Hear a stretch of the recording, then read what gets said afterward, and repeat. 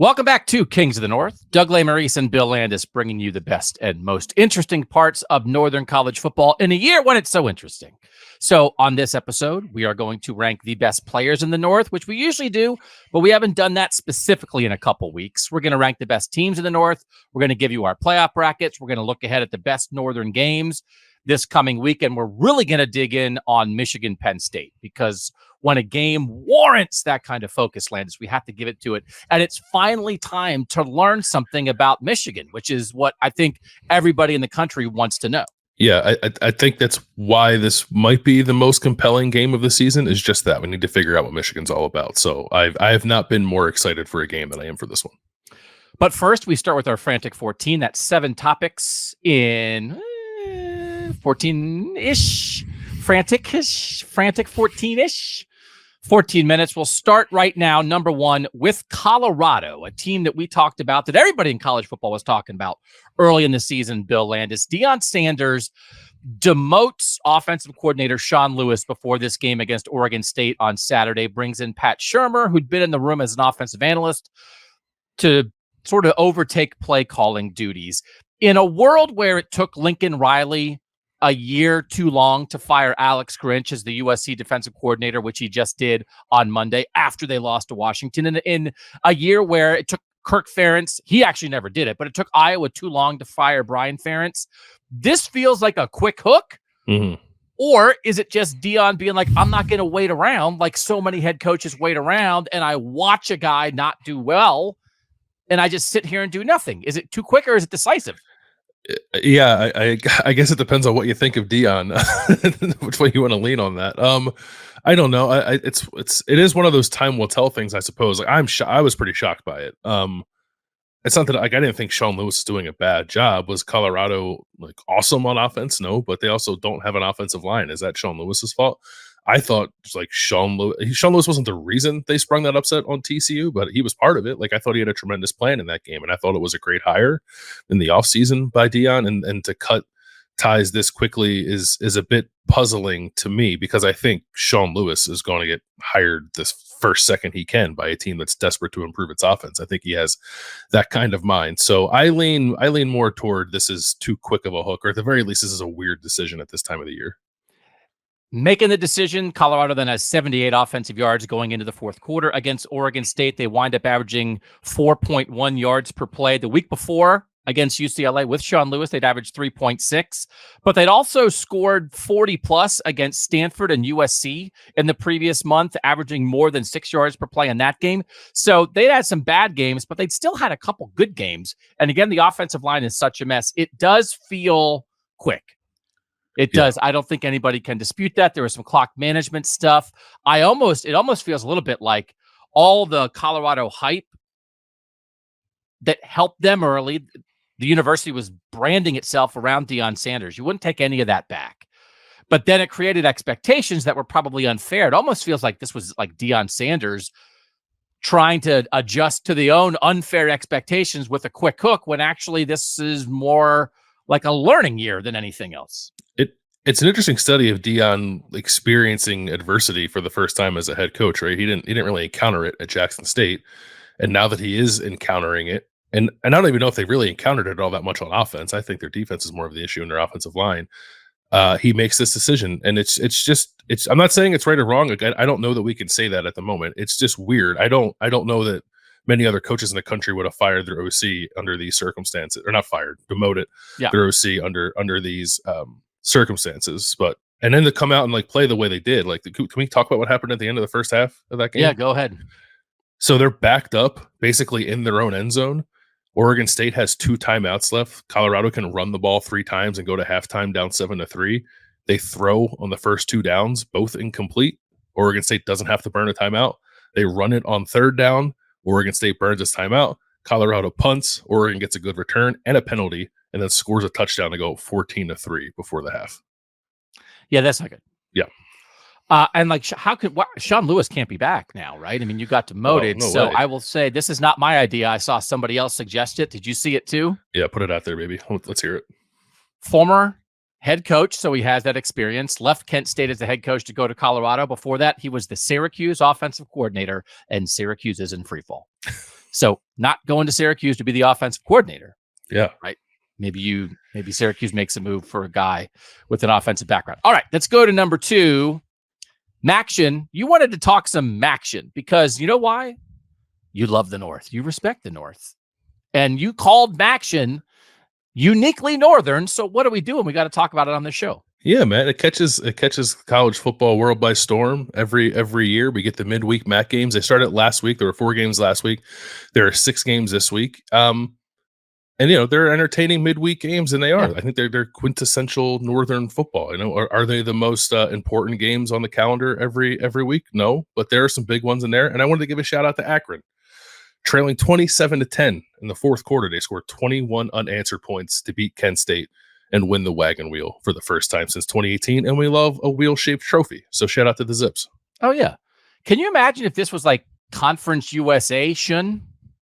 Yeah. No, the North claimed it. Yeah. And I'm curious. This makes me want to study this. On their Saturday games, up until last week, 1/3 of the games, of the conference games in the MAC, 1/3 of the games were 1-score games. Okay. Mm-hmm. Last week, those 4 Maction games, 3 of the 4 were 1-score games. So we went from 33% to 75%. There was a game determined by an interception with 3 minutes left. There was a field goal, a missed field goal in the last play of the game.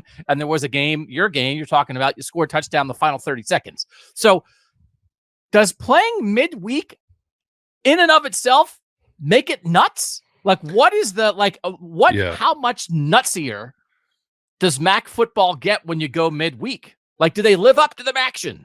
Yeah, they absolutely do. I think that's true. It happens in the NFL too, right? I feel like Thursday night games get a little weird just because in the NFL it's different because you have like 1 day to practice. They don't necessarily do that to the college players, but yes, Maction very much lives up to the billing, and I think it will this week with the 6 games that are on the schedule. Your favorite game this week, Ohio at Buffalo on Tuesday? Yeah, I think so. If you're looking at like in terms of stakes in the MAC race, like Toledo pretty much has the MAC West sewn up unless they fall apart. The East is somewhat still up for grabs, although Miami looks like it's going to win it. But Ohio is still in that race. If they can get a win against Buffalo, they position themselves okay. They still need some help, but I think in terms of who's going to play in Detroit, that's probably the most compelling game. And I did want to make sure we talked about 8-1 Toledo, who is living that Maction life. They opened the season with a 2-point loss to Illinois on the last play of the game. They have 8 wins. 4 of their wins by 4, 2, 7, and 4 points. So they just live Maction year round, whether they're midweek or not. I don't think they can get there, but sometime we've got to have a MAC team be that Group of 5 team in the college football playoff scenario or in a New Year's 6 this year. I don't think they're going to get there. You look at it right now. Liberty's 9-0, Tulane's 8-1, Air Force lost, but they're still 8-1. So like 8-1 Toledo's not going to get there, but tip of the cap. Yeah, we saw Western Michigan get there, but they were undefeated. And Toledo is like a late field goal from Illinois away from being undefeated this year. So they would have gotten that. Anyway, enjoy the Maction. It's 4 weeks of it, so this is the second of 4 weeks, but this is the peak. Every single team in the MAC taking part in midweek Maction this week. Let's go to number 3. Shout out to Harlan Barnett, who was thrown into an impossible situation as the head coach at Michigan State. Mel Tucker coached the first 2 games this year against Central Michigan and Richmond. And then they were like, oh, he's suspended. Harlan Barnett, you take the Washington game. And he was like, what? So they had not won with Harlan Barnett as the head coach, who is the ultimate Spartan. He was an All-American safety at Michigan State, was an All-American in 1989.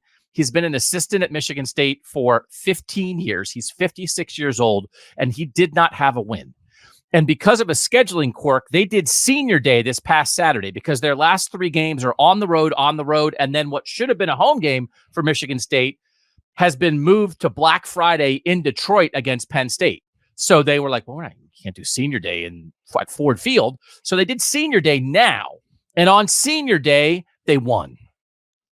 So this is a guy who has dedicated his life to Michigan State football. And after the game, he's talking about, you get that moment, you're hugging, you're dancing. And Landis, once upon a time, I did a story about a Major League Baseball player who had 1 hit. And it was about the idea that like 1 hit makes all the difference. It's like, what's it like to get a hit in Major League Baseball? It's like, I don't know. I never got one. Mm-hmm. It's like, now you know. So some guys have 3,000 hits, but what's it like to get a hit? You can tell that story. Harlan Barnett deserved to tell the story of what it's like to win a college football game as a head coach.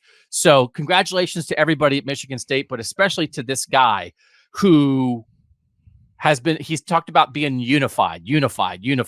He's trying to keep Michigan State together. They deserve to win. He deserved to win. Yeah, he's done a pretty good job in really difficult circumstances, I think. I know they haven't won until this past weekend, but there was a chance for that roster to implode, and it hasn't really happened. I think they had maybe a guy or two go in, with one guy came back. So I think he is doing a good job of living up to that unified mantra. And he's been a little embattled, I think, the last couple of years too, like because he's their DB's coach, and their secondary has been awful.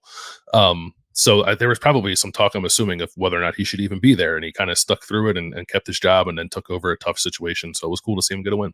Which is tough because when they were good, when they were making the college football playoff, what were they making it on? No fly zone. Like their defensive back, their secondary was what was driving them, and that was him then too. Mm-hmm. So he's a Saban guy, right? Saban was his defensive backs coach when he played at Michigan State. So here he is, and then Saban hired him when Saban was the head coach at Michigan State. He hired Harlan Barnett, or suggested that he be hired as the sideline reporter because he had a communications degree. So Harlan Barnett came back and would interview Saban after the game on the sideline.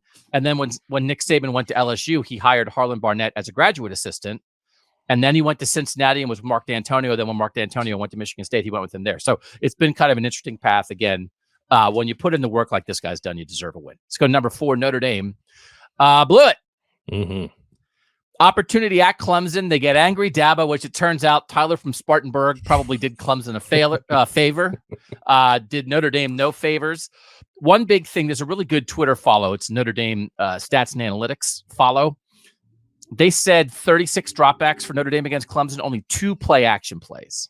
And in a world where Notre Dame runs it as often and as well as they do, they run it on first down a lot. They should be taking advantage of Sam Hartman and running play action off of that. And so there's Mitchell Evans, their great tight end, is out for the year. That really hurts them. They don't really have a game-breaking wide receiver. But also the game plan, Landis, a lot of questions about that after falling short at Clemson. Yeah, and even with all that, they still had a chance late. Clemson kind of gave them a gift by fumbling the ball away in the last 2 minutes. I think it was and then Notre Dame gets the ball back with a chance to tie it. I think it was one quick pass, one scramble, and then a bunch of incompletions that weren't particularly close from Sam Hartman. And it's disappointing to see that their receivers have really not gotten any better this year. That was something that Notre Dame, I think, was excited about in the offseason, was pairing Sam Hartman with an emerging group of receivers. That just hasn't hit. And I don't think actually Sam Hartman, I don't think, has performed all that well in their biggest games.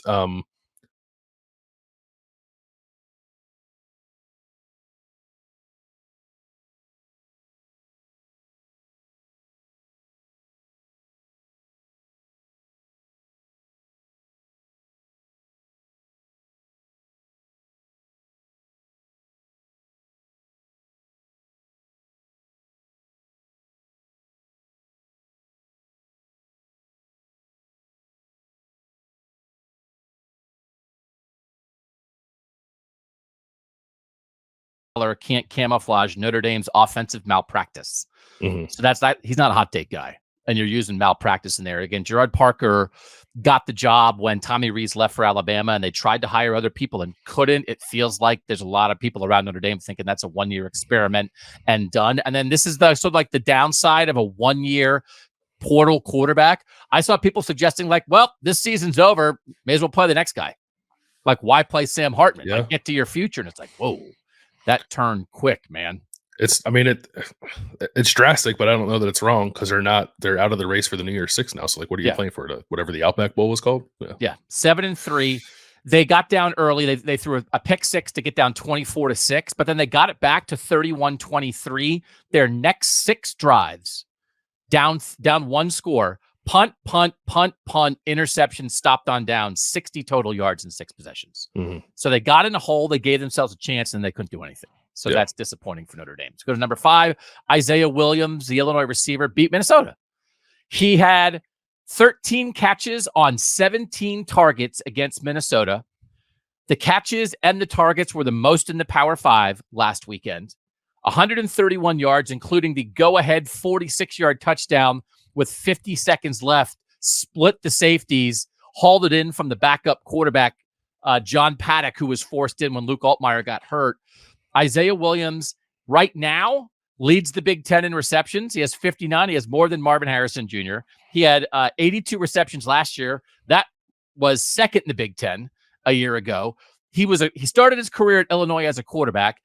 He fumbled in this game, which allowed Minnesota to go in for the go-ahead touchdown. And then Altmaier gets hurt. He catches a 22-yard pass on 4th and 11 to keep him alive. And then he catches the game-winning touchdown. So this guy has been a playmaker. I have so much respect for guys who move from quarterback and then do something with it. And we've seen guys do that, right? But like Isaiah Williams beat Minnesota, came back from adversity, made huge plays. Like, congratulations to Illinois. That guy's a baller, man. That guy's a playmaker. Yeah, he's electric, and he doesn't get enough attention paid to him. I remember when they got him, it was like, cool, like because he was a 5-star, I think, right, or borderline 5-star when they got him. And I don't think anybody really thought he was going to pan out as a passer in the Big Ten, but to see him transition into this kind of receiver is really exciting. And also, like, for John Paddock, I know we're talking about Isaiah Williams. John Paddock transferred from Ball State, was Ball State starter last year. Luke Altmaier gets sacked on 3rd down. John Paddock comes into the game. His first play is 4th and 11 from their own 15-yard line. And he goes 3 for 3 for 85 yards and they win the game. Yeah. Crazy. What a connection. But then what do you do in that situation? You lean on your best dude. Yeah. Right? This happens all the time. Why didn't you throw it to your best dude? What did they do? They threw it to their best dude, and the best dude made the plays that win the game. So great. Illinois, again, not dead in the West, by the way. Well, so we're going to get to that right now. Just like he has been right there, and it's hard to get a little traction sometimes. But this is an excellent football player. This is an excellent football player, Isaiah Williams. All right, my flag plant. I don't think we can shy away from this anymore. I think Tony Petitti, as the Big Ten commissioner, has to act, and for the good of the sport. For the good of competitive balance, for the good of Big Ten fans, if the Big Ten is going to be what the Big Ten purports itself to be, right? I think Tony Petitti must step in and he must ban Iowa from the Big Ten championship game. Iowa or the West in general? Mostly Iowa. So if Northwestern had managed to beat Iowa in Wrigley Field on Saturday, they would currently be a 5-way tie for first in the Big Ten West at 3-3. But Iowa won on a last-second field goal. And man, I'll tell you what, like, we're going to preview Rutgers, Iowa in the look ahead this week. I think Rutgers has a very good chance to beat Iowa. Iowa can still win the West if they lose to Rutgers. Like, the way the tiebreakers are going to work out, Iowa has Rutgers, Illinois, and Nebraska left. Both Nebraska and Wisconsin lost last weekend to what had been previously winless Big Ten teams. I just don't think anybody in the world wants to see Iowa in the Big Ten championship game, right? And we don't want to see anybody from the West.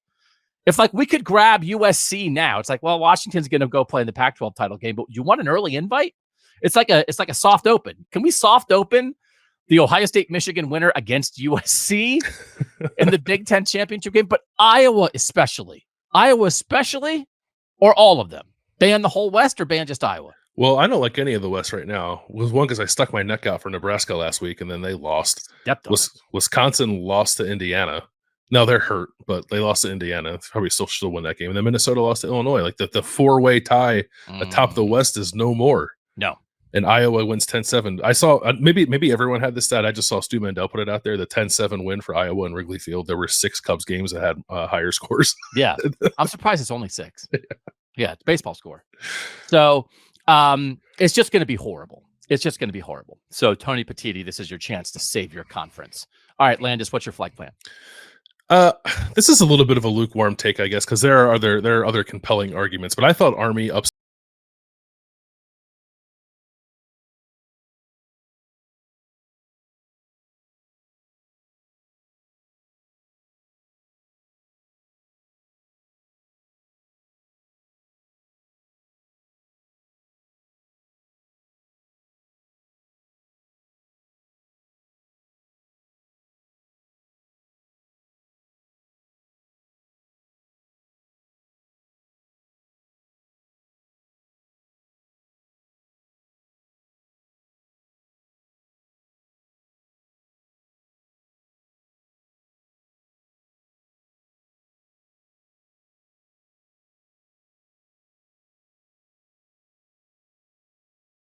forced 6 turnovers. They held Air Force to 155 rushing yards. It's a team that's averaging 300 per game as the best in the country. And now Army is positioned to win the Commander-in-Chief's trophy if it can beat Navy on December 9th, which certainly has a good chance of doing. Navy's not very good this year either. So there are other games, right? Georgia Tech beat Miami, Colorado beating TCU at the beginning of the year, UVA beat North Carolina when North Carolina was ranked number 10. Like, there's some big upsets, but I thought this was a real shocker that was not talked about enough in those terms, so I wanted to do it.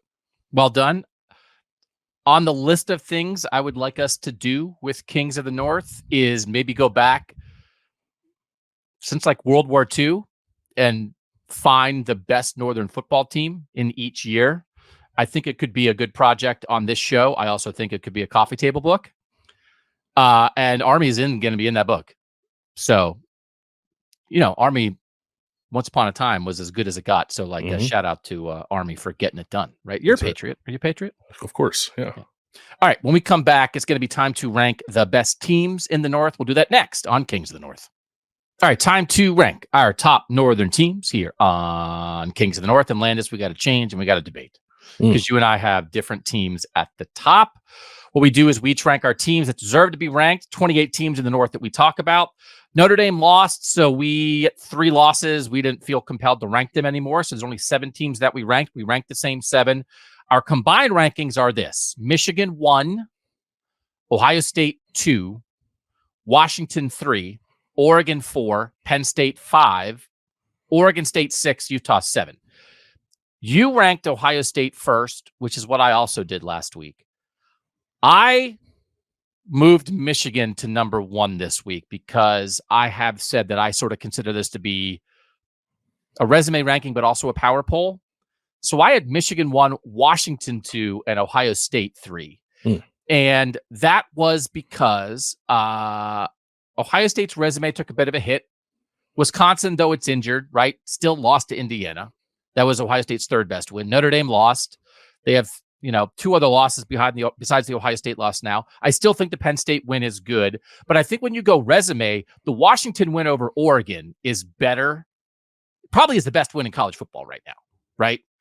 And so you add in the USC win, and I'm not saying the USC win is better than Ohio State's like 2nd best win because Notre Dame drubbed USC. But anyway, if we're talking about best win, I think Washington from a resume standpoint can make an argument. I did make the argument, like better resume than Ohio State. And Michigan is a machine. And I want to talk about that. Michigan's an absolute machine. And so the resume can't stack up at all. But I did some research, Landis, that like they're doing stuff that nobody in the playoff era has done. So I want to get your vibe first on how you're still thinking about Michigan compared to teams with better resumes right now.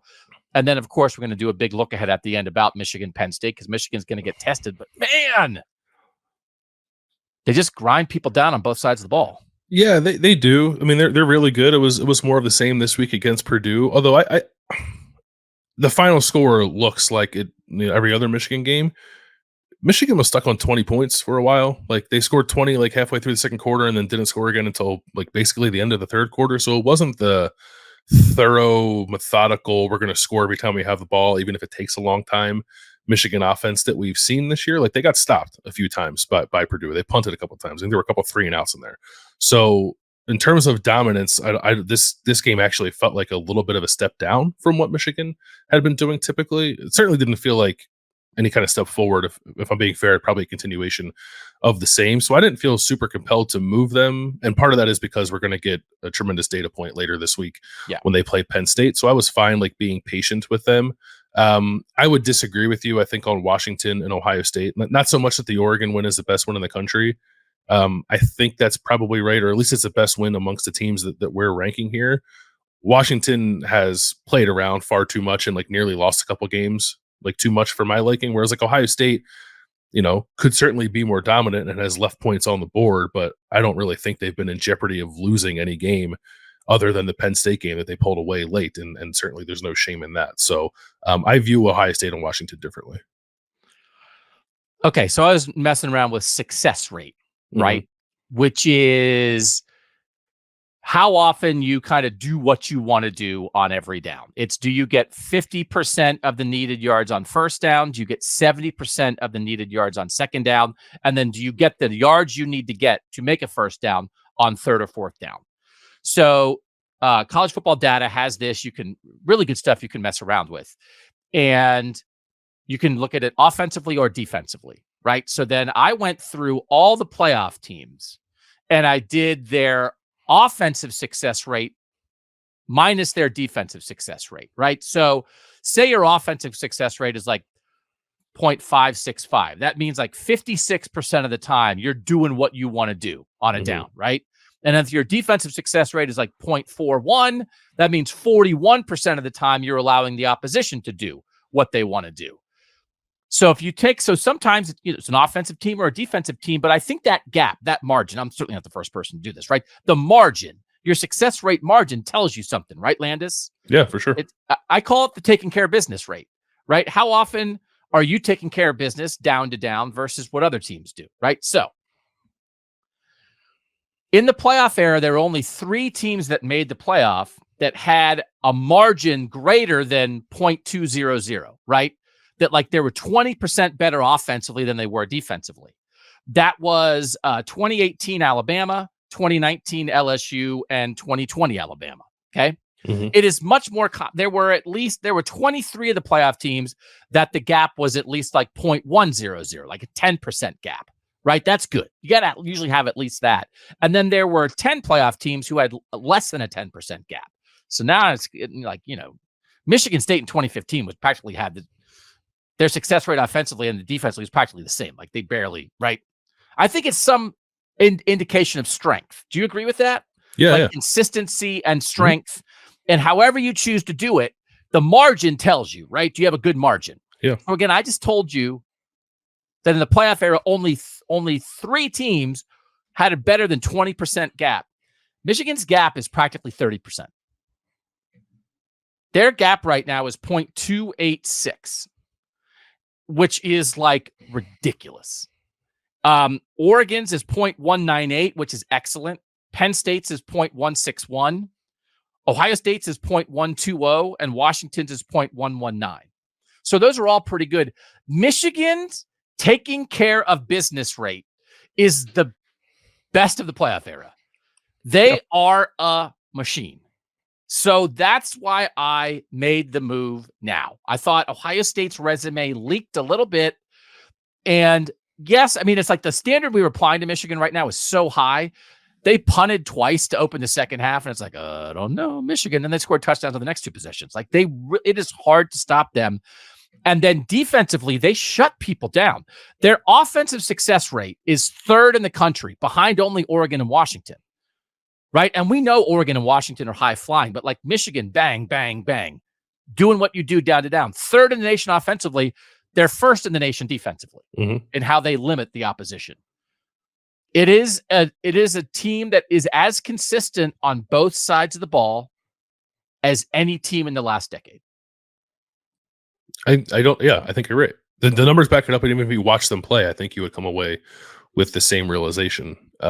It's just hard because,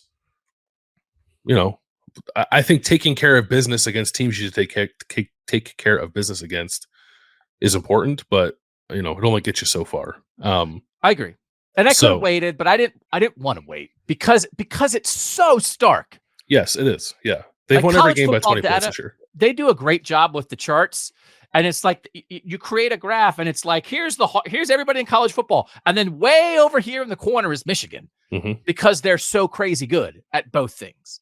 So we're going to find out. But I decided to change my ballot going into it. And next week, it's a ballot change time on Michigan regardless, right? They're either going to back up what they've been doing against inferior opposition, or they're going to get shown to be a hollow team that can't do it against a team like Penn State. And we're going to preview that later. But anyway, I don't know. They're not just good. Like I just want people to understand that. Like how rare, terrible schedule. I actually think 2019 Ohio State's a decent comparison. Yes. Not in how they play, but 2019 Ohio State, Justin Fields and J.K. Dobbins on the offensive side of the ball, Chase Young and Jeff Okudah on the defensive side of the ball, like they're dominating people and they're playing nobody in 2019, right? Mm-hmm. And then it turns out they were really good. Like they were really good. And, they convert a little bit better in the first half against Clemson. They would have been the national title game. But I think in terms of being a truly excellent team that was not tested for a while, that I think is very fair to compare to 2019 Ohio State. Yeah, if you play around on college football data and basically make the same chart just for 2019 offensive success rate, defensive success rate, Ohio State is like kind of in the same spot as Michigan. Now they're less of an outlier because like Clemson is similar, Alabama is similar, LSU is awesome that year, obviously. Yeah. But in terms of how they're playing, yes, they're pretty similar. Yeah. All right. Anything else? I just wanted to. I wrote stuff down in a notebook. I wanted to get it on the show, right? No, I think they're good points worth making because I'm sure there's a lot of like Michigan hasn't played anybody, and like that's very true. Like I'm with you. I want to see them do it against a team that has a pulse. The best team they've played so far is like Rutgers or UNLV. So so they need to show it against and they're going to be on the road. We'll get into it. They're going to be on the road like in a big time test. Like we'll learn about them. But they're not just good. They're like they're dominant. What they've done. Yeah. What they've done against the opposition they played is practically like once a decade kind of stuff. Yeah. All right, and then like I think the rest of it's like self-explanatory. You can have a Michigan, Ohio State, Washington conversation because they're all undefeated.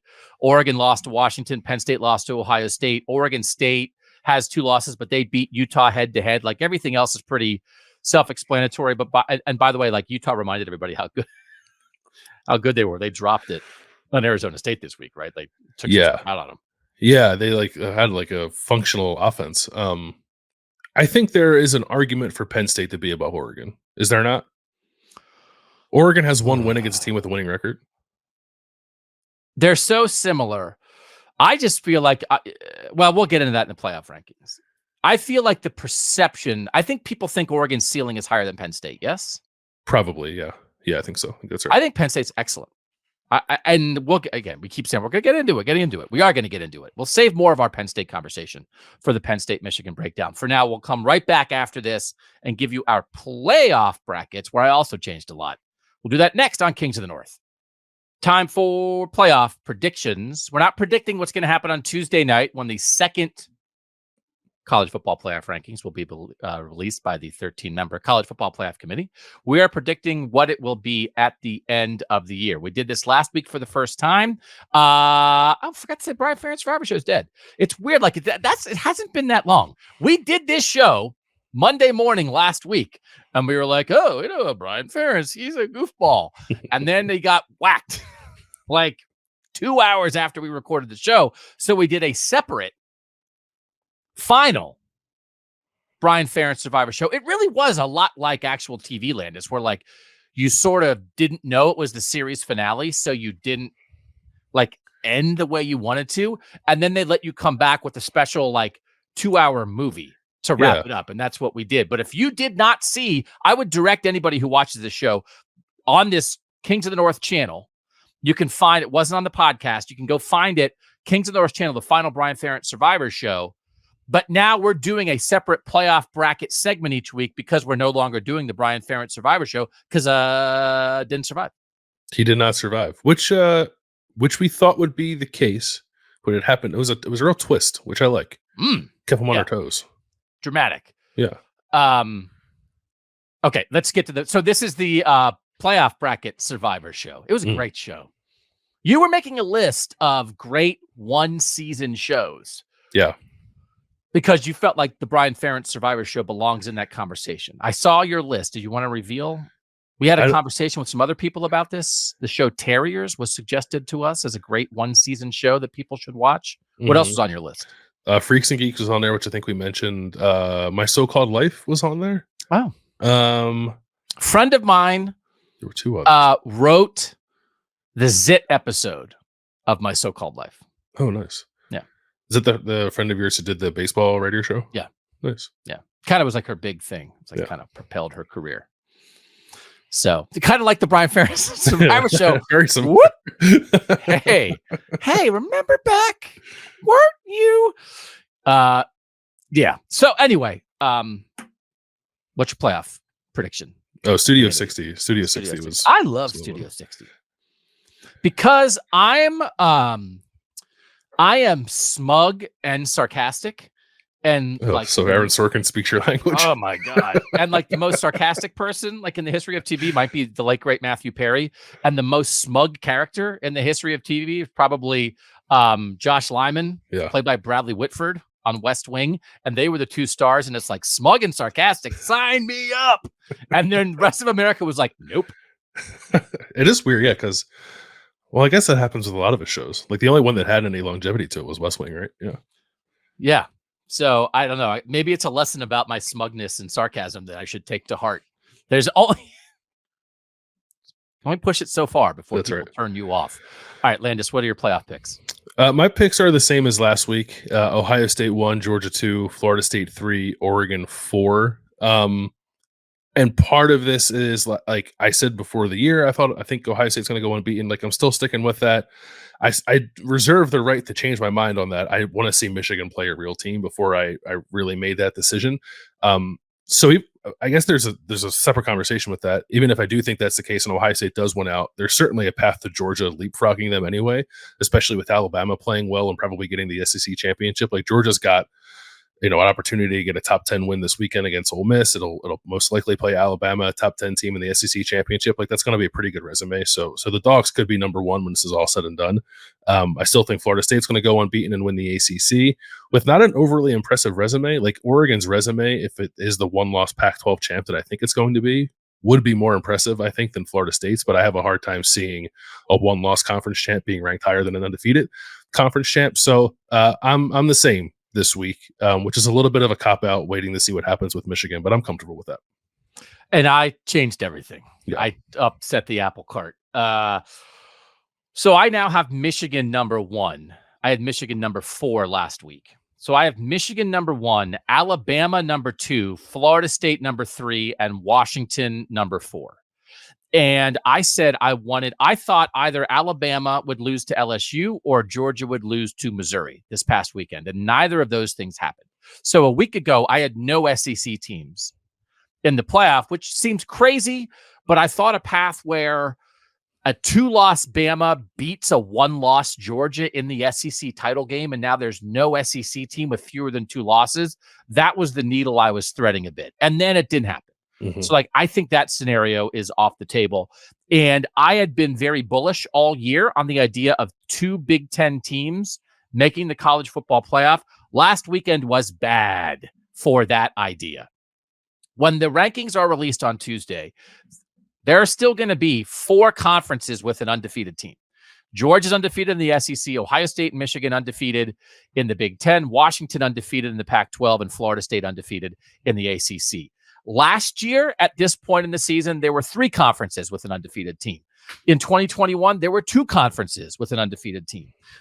In 2019, there were 3 conferences with an undefeated team. Like this is boxing out second place teams, because we're getting to the point where I think your scenario, like of a 1-loss Oregon beating undefeated Washington in the Pac-12 title game, that's very propulsive for Oregon. I don't think anyone's going to beat Florida State.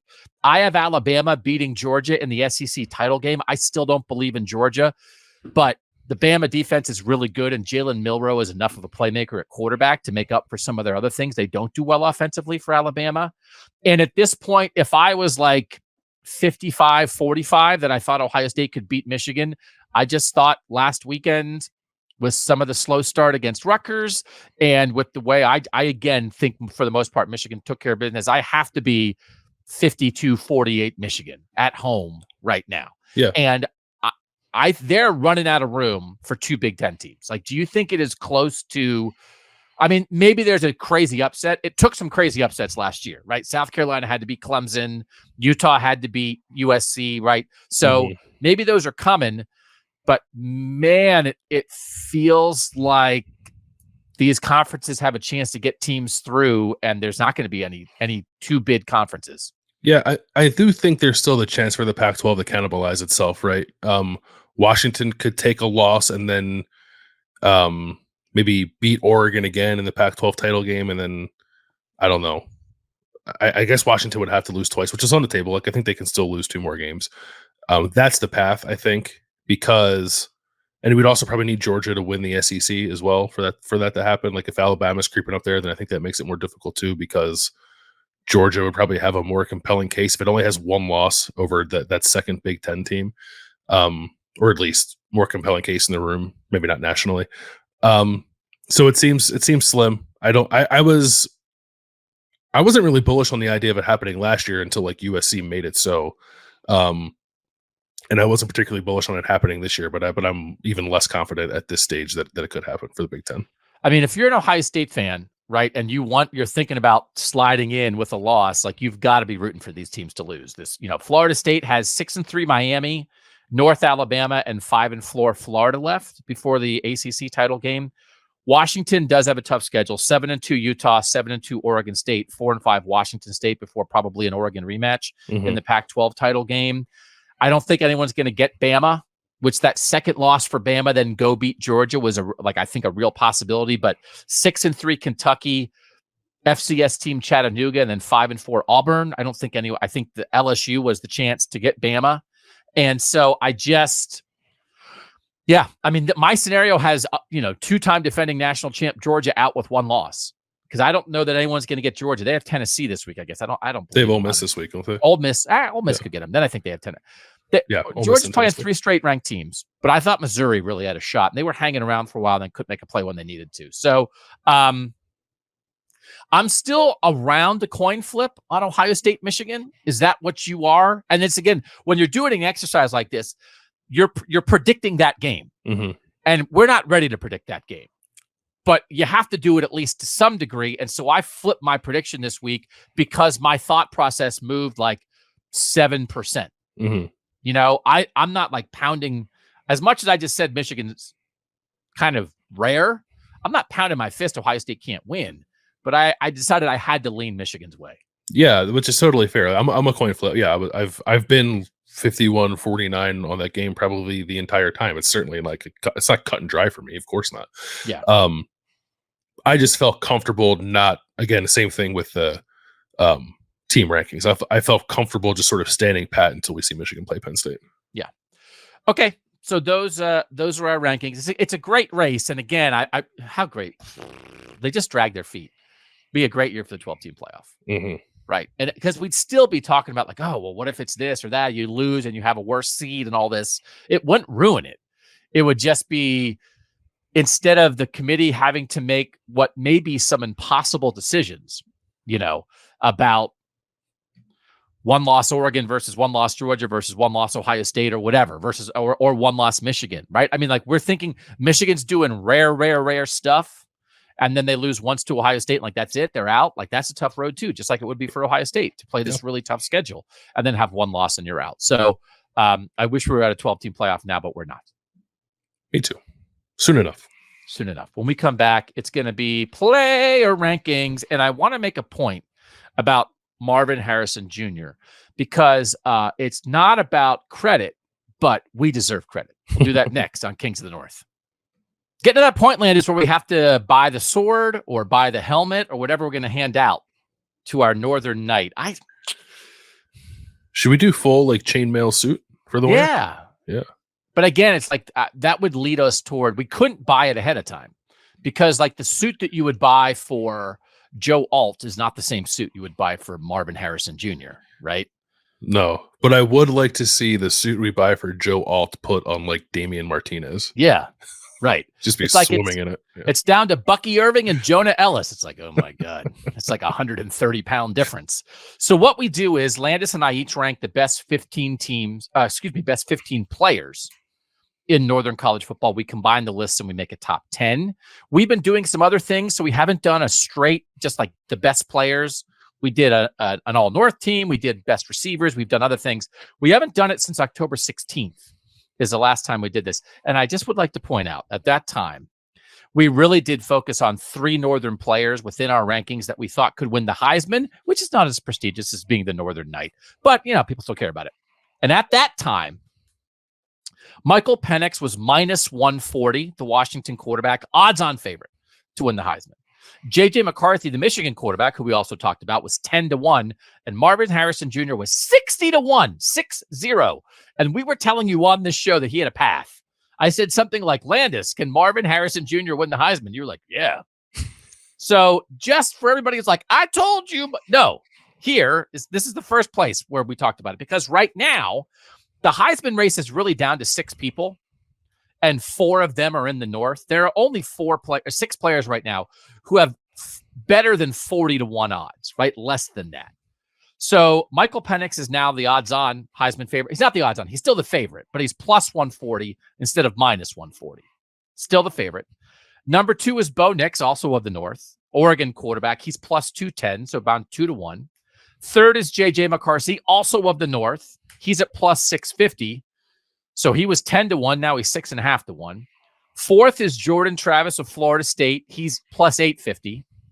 Fifth is Carson Beck of Georgia, which I disagree with. He's 12-1. And then sixth is Marvin Harrison Jr. at 18-1. And then it jumps to 40-1. So those are your 6 dudes. As we always say, the season sets the stage. It's not a race. It's a like a build up to like a boxing match, and you have to get to like conference championship weekend and matter, and then people can come from off the board. But I think this is probably right that it's down to these 6. Marvin has really made a move from 60-1 to 18-1, and on our list, Landis, we have them tied. We do have them tied. They are Marvin Harrison Jr. and Michael Penix tied for first. Yeah, in our Northern Night rankings. So that means I had Marvin first and you had Penix first. Yes, is that right? Yes. Yeah, I think you can go either way. Michael Penix, and since the last time we've done this, has had a few iffy games. And Marvin, game. Yeah, and Marvin is coming off a game where he didn't have a ton of production, but he did at least score 2 touchdowns. And prior to that was like on another level, I think, compared to every other receiver in the country. So that was enough for me to put him at number 1. The not quite a month in between since the last time we've done this, Marvin has played like he is the best player in college football. And Michael Penix, I think, took a little bit of a step back from where he was earlier in the year. Yeah, I don't disagree with any of that. The one thing, that's not the one thing, it's just part of the discussion. Rome Odunze from Washington, who we have tied for 6th on our list, and Marvin Harrison Jr. have very similar stats. Yep. Marvin has 90 targets and 52 catches. Odunze has 84 targets and 57 catches. Marvin Harrison Jr. has 10 touchdowns. Rome Odunze has 7. Their average yards per reception is basically the same. Harrison is 17.6. Odunze is 17.5. Average depth of target, Odunze's is actually a little better. But like a differentiator for me is like Odunze's quarterback is in the Heisman race and Marvin Harrison Jr.'s is not. So, yeah. You know, that in terms of that, but like in terms of like raw stats and how much a team leans on you, the Washington passing game overall is a more comprehensive, I think, better, more complete passing game with the number of options to throw to and the quarterback than Ohio State is. So that's why Harrison's first and Odunze 6th on our list, but it's a little bit of, it's sort of like you're taking the driver of the Ohio State offense or the driver of the Washington offense. And I'm a scooch towards Penix right now. Was it close for you, or were you like pretty clearly, no, it's Marvin Harrison Jr.? I was pretty clearly Marvin. Given what's transpired the last like 3-4 weeks, okay. I was pretty clearly Marvin. And part of it, like, Rome Odunze's stats are incredible, but like so are Jalen Polk's. Yeah, Jalen Rome Odunze and Jalen Polk are like kind of like doing what Marvin Harrison and Emeka Egbuka did last year. They're like very similar in terms of production, which is probably not fair, but I think takes away from both of them because it's like, oh, that's just sort of what that offense is. And in past years, Ohio State's offense has been that, but it's not that this year. Meanwhile, Marvin is incredibly productive and like and the engine of whatever Ohio State can muster on offense. It's one of those things like Marvin Harrison Jr. is tied with the Heisman favorite in our ranking. So I think it's like it's up for grabs. And if he's tied here, then he has a shot at the Heisman. Although, again, he'd rather have this. I asked him that. I said, would you rather win the Heisman or would you rather win this thing? Well, maybe Bill and I will buy you a sword. I actually didn't ask him that. I'll ask him this week. And he'll say, please get away from me, old man, which is the answer I get about half the time. And deservedly so. Third on our list, Jonah Ellis, edge defender from Utah, who just continues to be, like, I think the number one sort of defensive force to be reckoned with. Do we like no argument there really? No, I certainly. Well, production is production, and he has it. Like, if you want to tell me you think Johnny Newton's a better defensive lineman than Jonah Ellis, I'll probably listen to that conversation because I think Johnny Newton's really good. But yeah, I think Jonah Ellis deserves to be here because his production is consistent and he plays for one of the better defenses in the North and also the country. So he's a good player. JJ McCarthy, the Michigan quarterback, is 4th on our list. His yards per attempt is better than Penix. So his is 10.4. Penix is 9.8. He has more than 1,000 fewer passing yards, though. It's a matter of what they ask him to do. Like, his NFL quarterback rating is higher than Michael Penix. I don't think he's a small sample size guy, though. I think if Michigan wanted to throw it more, I think he would be capable of it. And I think he remains in the heart of this race. If Washington loses, if Michigan beats Ohio State, there's a path to the Heisman for JJ McCarthy. And I think if you get caught up on raw stats, like, you're not going to get there.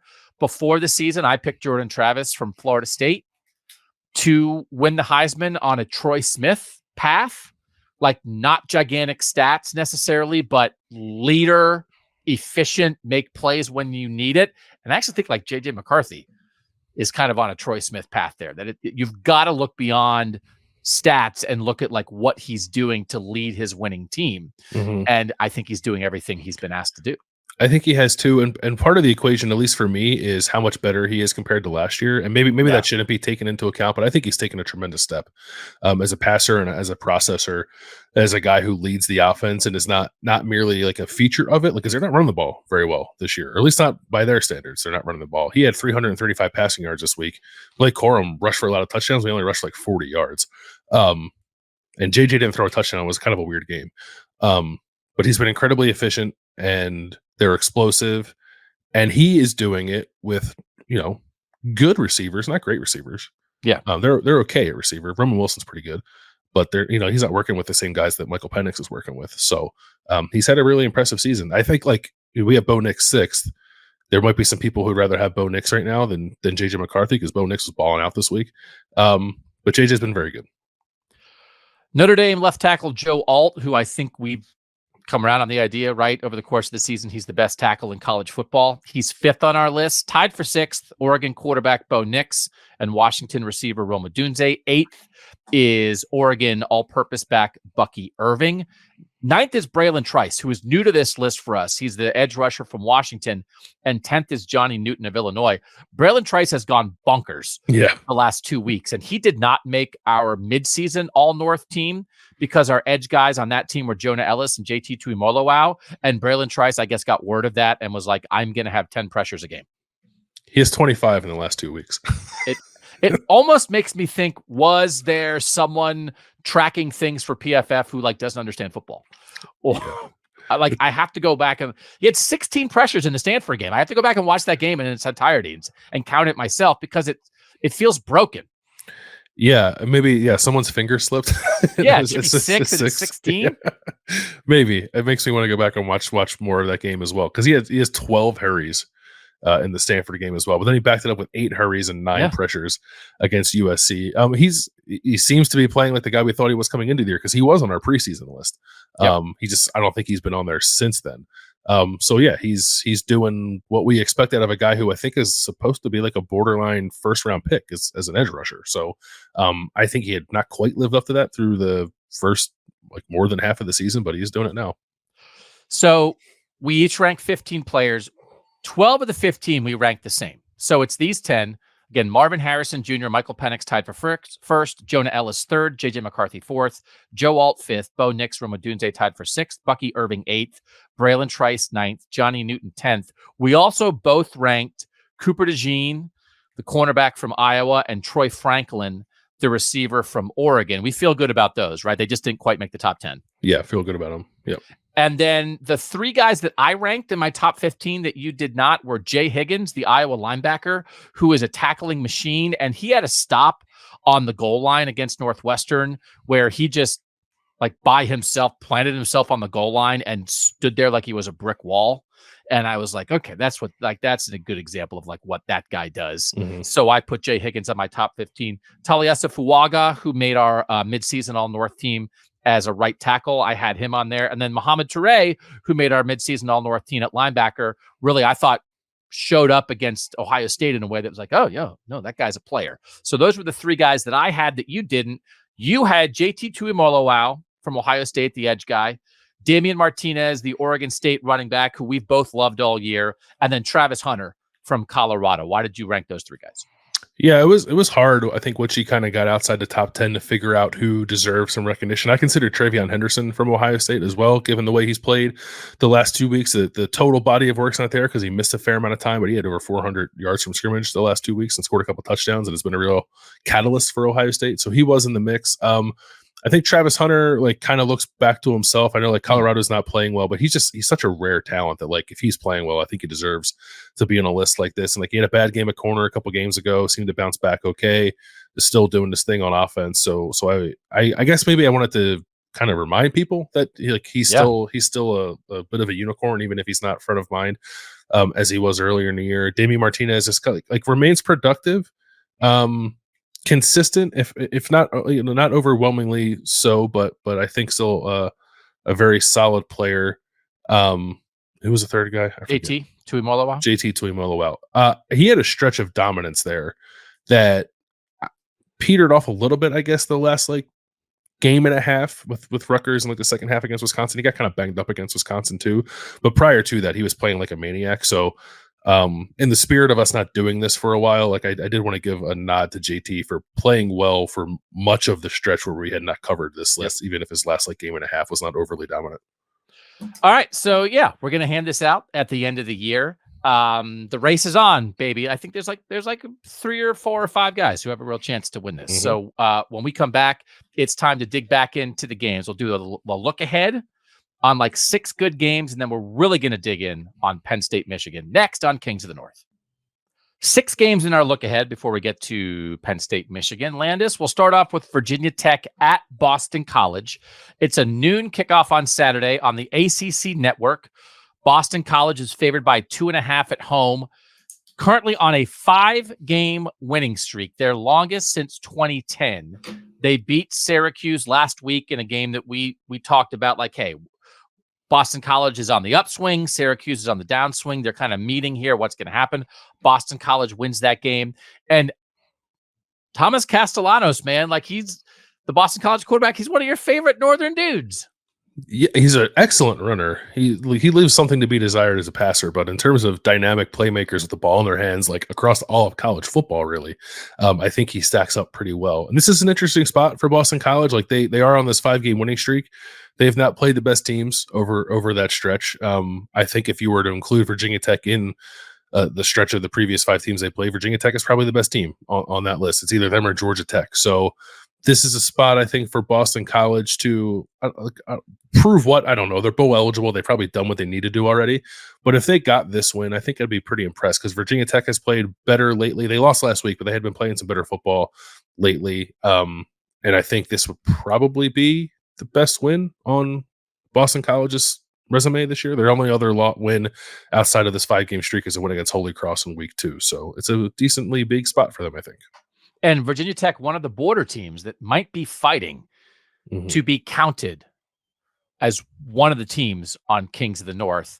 And how you perform against other northern teams is a factor in this. So that should be a motivating force for the Hokies this week. We want to be on KOTN. So show us something, right? Show us a little something.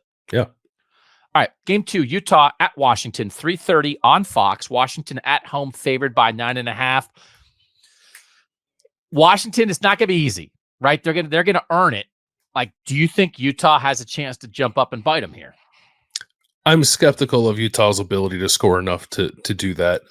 We have seen teams put a little bit of a dome over the Washington passing attack and kind of make them earn it in different ways. And Washington ran the ball really well against USC this past week. I think that says a whole lot more about USC and its recently fired defensive coordinator Alex Grinch. By the way, shout out to Washington for getting the job done and getting Alex Grinch fired.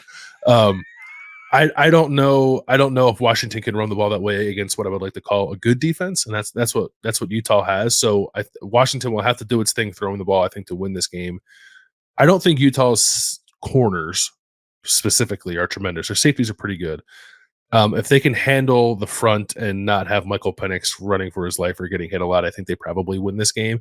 Utah had a pretty good offensive showing last week, but then Jaquindon Jackson got hurt again, their running back. So they're going to probably be shorthanded at this position. I don't know. Sione Vaki didn't get any offensive snaps last week. Maybe he's back to doing his dual role this week. I don't think Bryson Barnes is going to throw 4 touchdowns against Washington, although Washington's defense is not very good.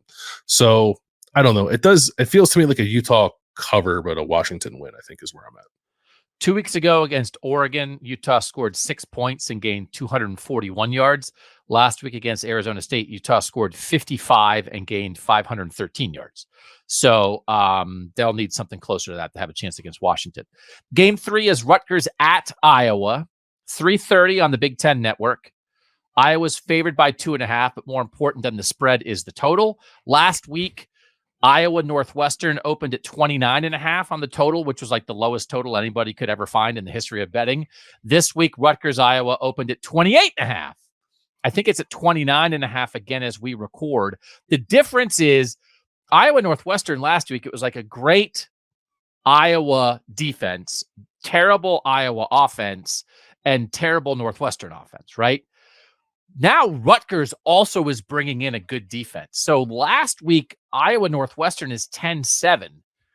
These are two quite sturdy defenses. I don't know that either of them is going to do anything. They're both going to try to run the ball, but I think this goes way under again.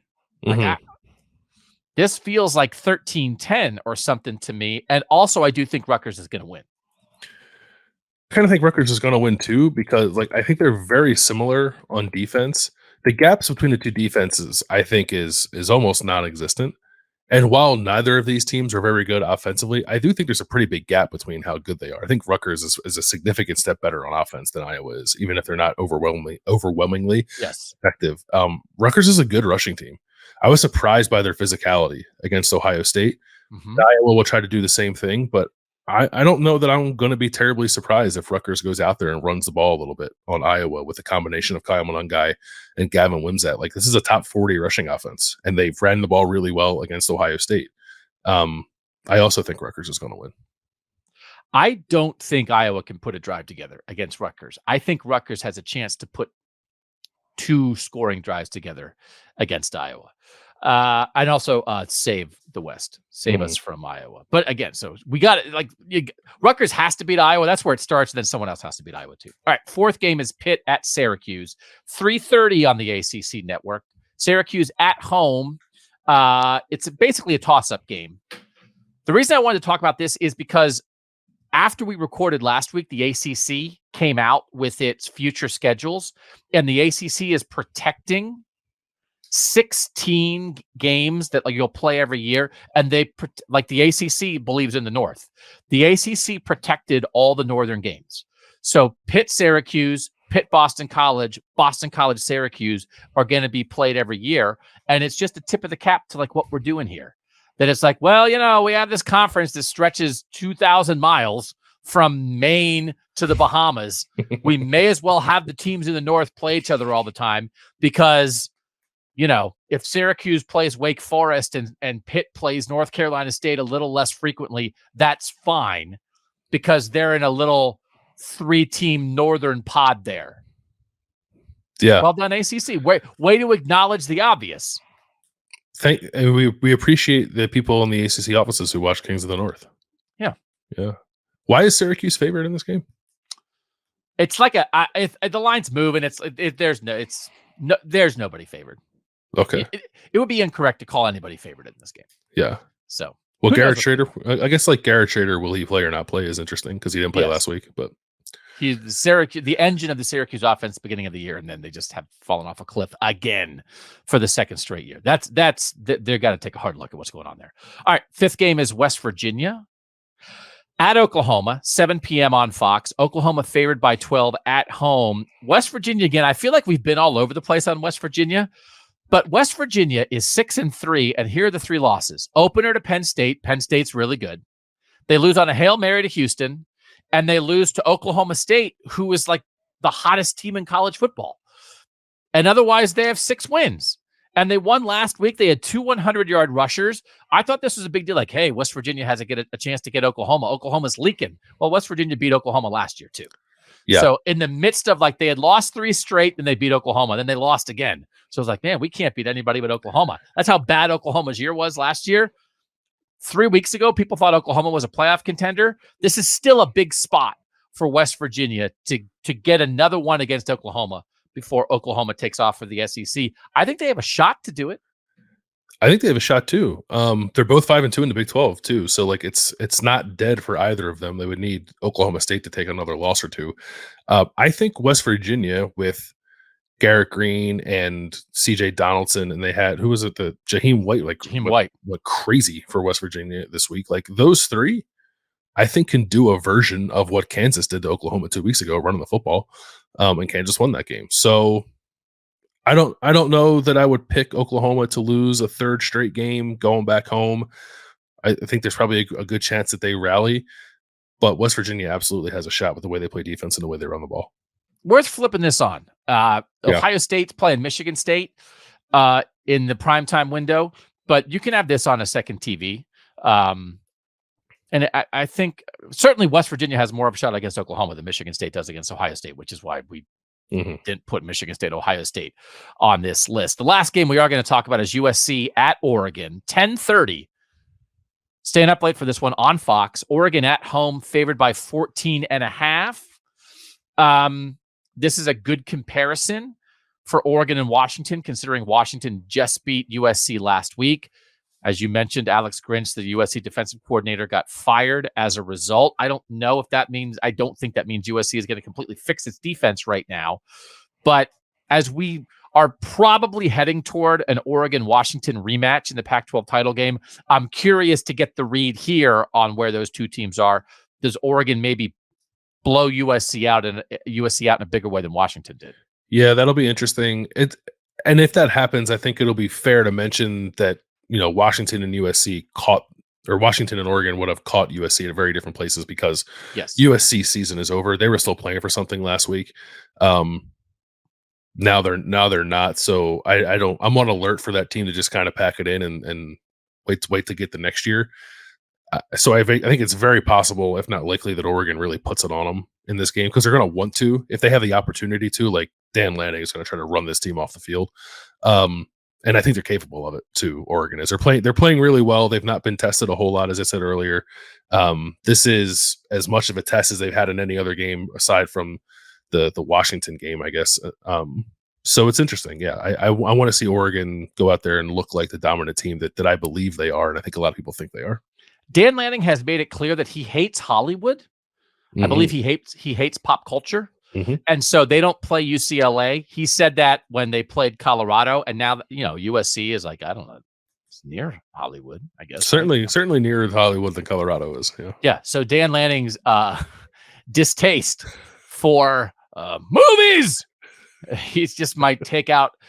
I saw a movie and I would take something. I went and saw the David Duchovny, Meg Ryan romantic comedy that was aimed straight at me. It's aimed at 50 and 60-year-old people. That was a movie that was made like this year or in 1997? No, it was made like yesterday. Yeah. Oh, wow. It's supposed to be like old people in love, right? Huh. So if Dan Lanning saw that movie, they're going to score 80 on USC. Because I would like to take something out on USC for shoving that movie down my throat. They're just in an airport. It's people talking in an airport, man. What are we doing? No thanks. So, okay. We'll see how angry Dan Lanning is. Angry Dan! I don't know if he did. Do you think Dan Lanning likes the Taylor Swift movie? He has daughters, so maybe. Yeah. But what if he's like, don't try to replicate the concert experience in a movie? That movie's so loud, by the way. It's the movie. Did you see the movie? No, but I saw a movie in the same theater where the Taylor Swift movie was being shown, and all I could hear was the Taylor Swift movie. Oh my God. If Dan Lanning was in that theater, Taylor Swift movie's too loud. Dropping 100 on USC. All right. When we come back, we're going to dig in to the game that matters most this week. It's Michigan, Penn State. Next on Kings of the North. Time to preview the biggest game of the week, the look-ahead focus. Landis, you said you're as excited for this Penn State-Michigan game as any game of the season. Yeah, it's mostly about Michigan and wanting to see what they're actually about this year because I think Penn State's very good, and Michigan has to go on the road and play in the Beaver Stadium environment. It's not a late game, unfortunately. It is a big noon kickoff, which I don't know. I didn't really feel like that took away from the Ohio State Penn State game all that much last year. Did you? Like, I thought it was still pretty raucous, even though it wasn't a nighttime game. Yeah, Beaver Stadium can bring it. Mm-hmm. So, I mean, it gets spooky and scary at night, but it's still loud and intimidating during the day. Yeah. So, and that'll be the case for this game too. And I also like it's a spot for Penn State to, bounce back from a tough outing against Ohio State because I think they're better than what they showed against Ohio State, and now they're back at home, so they should be able to show some better form in this one. So this is a noon kick on Fox. I think it opened at 5.5. It's down to 4.5 as we record. That Michigan is favored. It's a road favorite. I think it's interesting, this triumvirate, right? That the three best teams in the Big Ten. We know what Ohio State, Michigan is. It's defining for those two programs. It's defining in college football. The Ohio State Penn State relationship has been Penn State can't get over the hump. Like Penn State can't be Ohio State, right? And that's sort of what that story is. It goes back several years of James Franklin being like, listen, like this is elite. This is a defining thing. Like we've got to get here. And like they just sort of, they play tough, but they don't get over the top. Michigan Penn State is so interesting to me because I think Penn State must look at Michigan and think they can do it. We can do it. And so when you look at James Franklin and Jim Harbaugh, James Franklin is in year 10. Jim Harbaugh is in year 9. Jim Harbaugh is 5-3 against Penn State. James Franklin is 3-6 against Michigan. Michigan won last year overall. Harbaugh's record is better, 83-25 overall. James Franklin is 86-37. It's not a huge gulf, Landis, but I think, definitively, especially with what Michigan has become the last 2 years, they're ahead of Penn State, but I don't think it feels unattainable for Penn State to copy what Michigan has done. But to start that, they have to beat Michigan on Saturday. Yeah, they have to be. Perhaps even more importantly, they have to be competitive because they weren't last year. Like if you're feeling one way as a Penn State fan about the Ohio State matchup, and you should, if there was a little part of you that was like worried about the Michigan matchup moving in a similar direction based off how lopsided last year's game was and like how the two programs are situated currently, like I wouldn't fault you for that. So obviously a win erases all of that, but if this is another Penn State gets run off the field against Michigan, then that puts James Franklin in a really, really tough spot, I think. It does. Both pretty dominant, right? That Michigan hasn't really played anybody yet, and Penn State has a loss to Ohio State, but doesn't really have a defining win yet. Mm-hmm. I mean, it would be West Virginia, right? Yeah, it has wins that have aged fairly well against West Virginia and Iowa. So, but they both have been dominant in raw stats on both sides of the ball. Offensively, Michigan scoring almost 41 points a game. Penn State scoring just over 40 points a game. They are 5th and 6th in the nation in points per game. And then defensively, Michigan's not even giving up a touchdown a game, man. Like it's ridiculous. 6.7 points per game scoring defense. That's 1st in the nation. Penn State, 11.9. That's 3rd in the nation. And again, I think for both these teams, though, and point taken on Iowa and West Virginia, Michigan hasn't played two teams that good.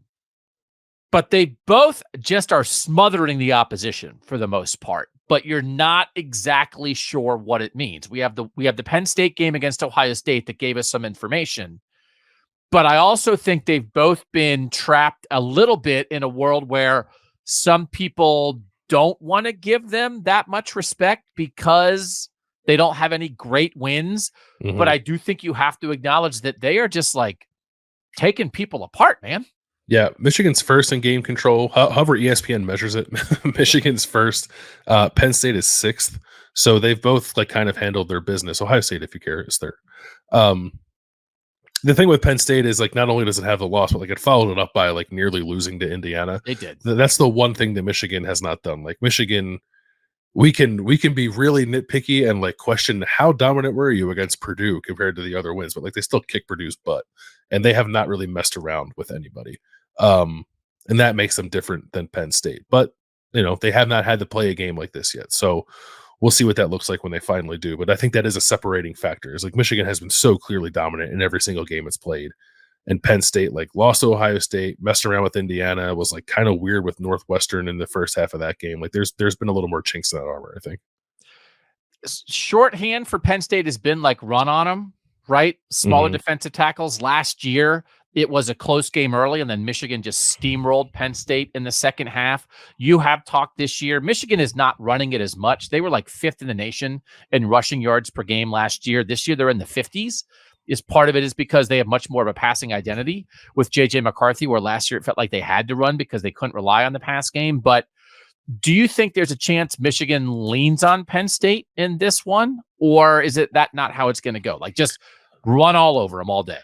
No, I mean I could still see it, and it's partly for Penn State. Like prove it to me before I just assume you're there. They gave up 146 rushing yards to West Virginia in the opener, but it was only 3.5 yards per carry. Like that's a pretty solid rushing team. It's held every other team under 100 yards, and 7 of those 8 teams they've held under 3 yards per carry.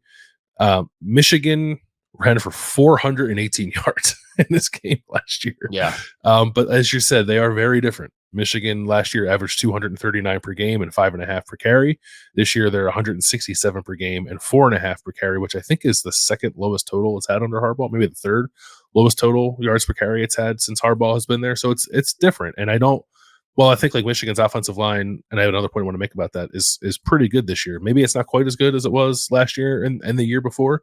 So I think it's unlikely that Michigan does again what it did to Penn State last year, but Penn State was in a similar position last year too. Like they had a statistically very good rushing defense all of last year until it played Michigan, and then it was exposed and got ran into the ground. So I think that's still possible this time. It did feel like though when I was, and again I picked Penn State to beat Ohio State because I thought Penn State matched up better with Ohio State than it did with Michigan. So they are going to have to stand up to this, but you are very intrigued by this Penn State defensive line against this Michigan offensive line. And I don't know, maybe it got underplayed in the Penn State-Ohio State game that Chop Robinson, who is viewed as a first-round draft pick potentially, left that game, certainly affected Penn State, and he's a maybe to be back for this one? Yeah, so he got hurt in that game. I think he only ended up playing like 14 snaps against Ohio State. He got hurt in that game, hasn't played since. He traveled to Maryland and he warmed up, I think like in pads, and then he didn't play in that game. And James Franklin said afterward, like having him go through that process to like show that he can warm up and run and cut and not feel any discomfort is part of the rehab plan. So like I think he checked that box, and now I would assume the next box is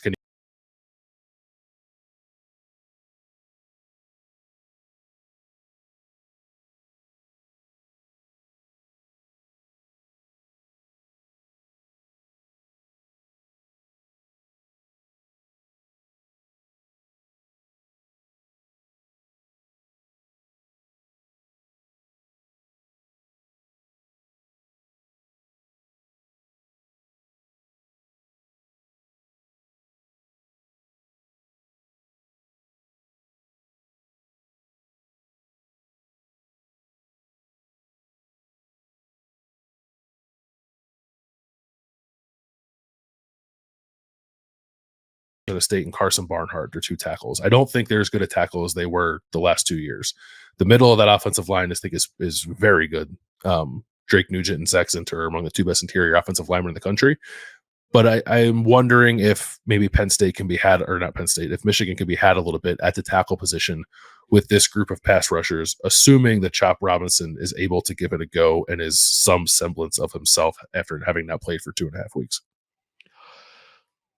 Does this game come down to whether Penn State can throw the ball, to whether Drew Aller can do anything? We've been talking a lot about Kyle McCord at Ohio State, and I think we've fallen into a agreement that Kyle McCord in year 1 at Ohio State is similar to J.J. McCarthy in year 1 at Michigan last year, and now you see J.J. McCarthy making a huge leap in year 2.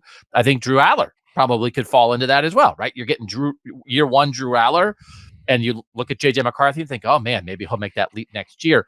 I thought maybe in the Ohio State game, Drew Aller would come out and throw the ball. He was 18 of 42, and it did not go well. He's been again, they almost lost to Indiana. He was 20 of 31, 3 touchdowns in the pick against Indiana. Last week against Maryland, he's 25 of 34 for 4 touchdowns, no picks. So the last 2 games, 7 touchdowns, 1 pick. His average depth of target is up from where it was earlier in the year, right? So they're letting him throw the ball down the field more. And again, PFF tracks big time throws where it's just you kind of know it when you see it. In the first 7 weeks of the season, that includes the Ohio State game, he had 4 total big time throws in 7 weeks. He has 5 in the last 2 weeks. So if he has made progress since the Ohio State game with his ability to hit some stuff down the field, with Penn State calling it, with the receivers getting open, then I think Penn State has a chance. If it looks like it did against Ohio State, then I think Penn State has no chance. Do you believe that the Penn State passing game has made progress the last couple weeks? Can I correct myself before I answer that real quick? So that pass blocking efficiency metric I just gave you, I didn't realize when I was looking at the teams that PFF has everyone who's played a game that it tracks. In the FBS, Michigan is 55th, but they were 29th last year, so they're still worse, but they're not 129th. I don't know that I believe the Penn State's offense or passing game has taken a step forward. Maybe there's certainly belief in and around State College that it has. I think I might have mentioned last week that there was some train of thought that Drew Aller needed to throw a pick to learn that the world doesn't end when you do that, and then maybe he can be more aggressive as a result. And he looked more aggressive, I thought, last week against Maryland, threw with 4 touchdown passes. And what you're talking about, he threw what seemed like a killer pick against Indiana. And then came back and threw the game-winning touchdown pass on a 50-yard ball down the sideline. Yes, to win that game. And then he threw 4 touchdowns last week. So maybe there's something there. He's run it a little bit the last 2 weeks. I think and then Drew Aller is the most important part of this conversation. What Penn State also needs is another receiver who's not named Keandre Lambert-Smith to show that he can do much of anything. Dante Cephas did that last week against Maryland. He had his best game of the year. He was a guy who transferred from Kent State, who they had really high hopes for, and it just had not hit really at any point this year. And then he ended up having a pretty big game last week. I don't know that means he's ready to roll, and now suddenly Penn State has another receiver it can throw into the mix along with Keandre Lambert-Smith and a couple pretty good tight ends. But they probably are a little better off in terms of having a plan about how they want to throw the ball and how they need to throw the ball than they probably were going into the Ohio State game. How much does James Franklin need this one? I thought he kind of really needed it against Ohio State, and it didn't happen. I thought there were some questionable, I think everybody did, thought there were some questionable in-game coaching decisions from Mike Yursich as an offensive play caller, from James Franklin about when to go for it, when to punt, that kind of thing. I think the best version of Ohio State, on point with in-game decisions, Aller being effective throwing it, I think the best version of Penn State has a chance. Mm-hmm. The idea that the best version of Penn State will show up in this moment against the most efficient team in college football, I have doubts about. Yep. But how much does James Franklin need that version of Penn State to show up? As much as he's ever needed it, probably. I don't know. I guess it's not acceptable, nor is it quite understandable his lack of success against Ohio State. I'm not saying that it should be, but I think it makes a little more sense compared to his lack of success against Michigan. They should be more competitive than they have been with Michigan. I think there's probably a case to be made. The Penn State recruits better than Michigan, should be more talented on paper than Michigan. I don't think James Franklin's a better coach than Jim Harbaugh, but at home, I'm not saying Penn State should win this game because of how well Michigan's played. If you can remove that from the equation and just sort of match up what each of these teams have, I don't know. I can convince myself that Penn State should win this game. It's a pretty close line. So he needs it. I think losing this game would be up there among the more inexcusable losses that he's had. And he's had a lot of them, right? He's not gotten the job done in these games. So I think he needs this one desperately. And I think they at least have to compete. They did compete against Ohio State. Like, they didn't get blown off the field. They didn't seize the opportunity. They never do. That's what makes it maddening. It's like Michigan has actually blown them out more than Ohio State has, I think. Yeah. No, and like, but I think in the end, I mean, he only has one win against Ohio State in a decade, which isn't enough. But I think showing up and like not being afraid of Ohio State is actually kind of a feather in his cap, and they just never get over the top. And then I think, again, they made some mistakes on decision making in that game. If they get steamrolled, it's gonna be a rough rest of the season in Happy Valley. Like, if they just get flattened the way they did last year. I don't think that will happen.